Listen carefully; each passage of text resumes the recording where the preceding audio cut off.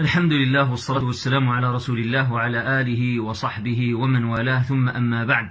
هذه رسالة مواطن مغربي عادي إلى دولتي النرويج والدنمارك على إثر الواقعة المؤسفة الأليمة، فأقول وبالله التوفيق: لقد صدمنا نحن المغاربة بشتى انتماءاتنا، صدمنا من جراء هذه الفعلة وهذه الواقعة الأليمة المؤسفة، وهذا الإجرام الذي وقع على السائحتين الشابتين.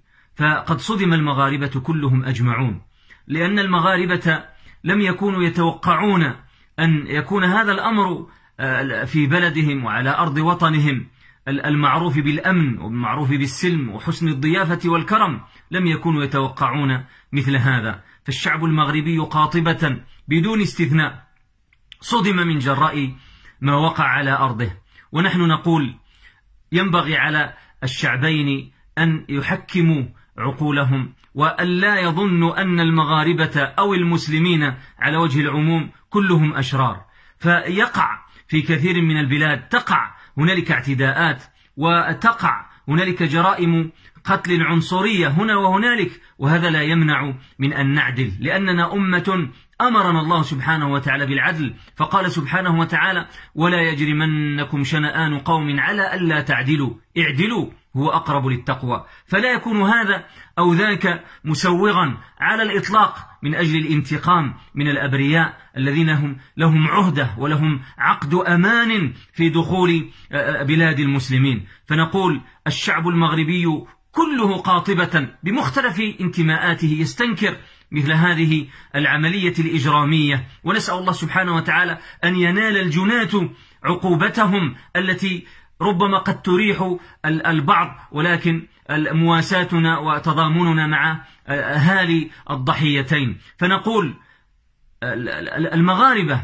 باختلاف دياناتهم فأمة تعايش، وطن فيه التعايش. فهؤلاء عندنا يهود مثلا مغاربة، وعندنا أقلية نصرانية. انظروا إلى التعايش عبر الأزمنة وعبر القرون الغابرة، ما كان هنالك اعتداءات، بل هنالك مصاهرات، وهنالك يقف اليهودي بجانب المسلم جنبا إلى جنب، يواسيه إذا احتاج إلى مواساة، يعينه إذا احتاج إلى معونة، وكذلك المسلم مع اليهودي، وكذلك المسلم مع النصراني.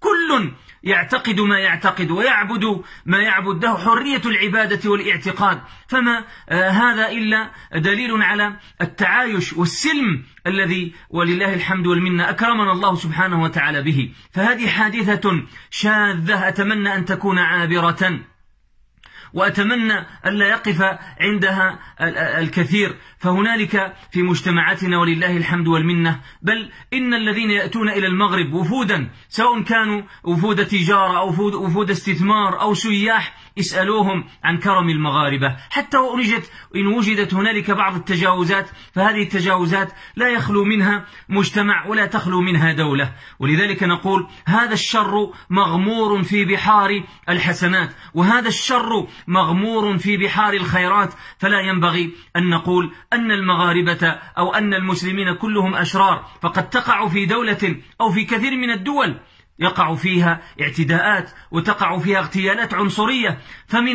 فمن الظلم والحيف أن نعتبر كل المنطقة أو ساكنة تلك الدولة أنهم ظالمون وأنهم سفاحون وأنهم أشرار. فهذا ليس من العدل في شيء، بل هذا ظلم. ونسأل الله سبحانه وتعالى أن يرزقنا الأمن والأمان، وأن يعم وأن يشمل بلدنا الحبيب المغرب، أن يمن علينا بنعمة الأمن والأمان. فنحن محسودون في حقيقة الأمر على هذه النعمة. نسأل الله جل وعلا أن يديمها علينا وعلى سائر بلاد المسلمين، وأن يعم السلم العالم بأجمع، وأن يأخذ الله على أيدي الظالمين أينما كانوا وحيثما وجدوا.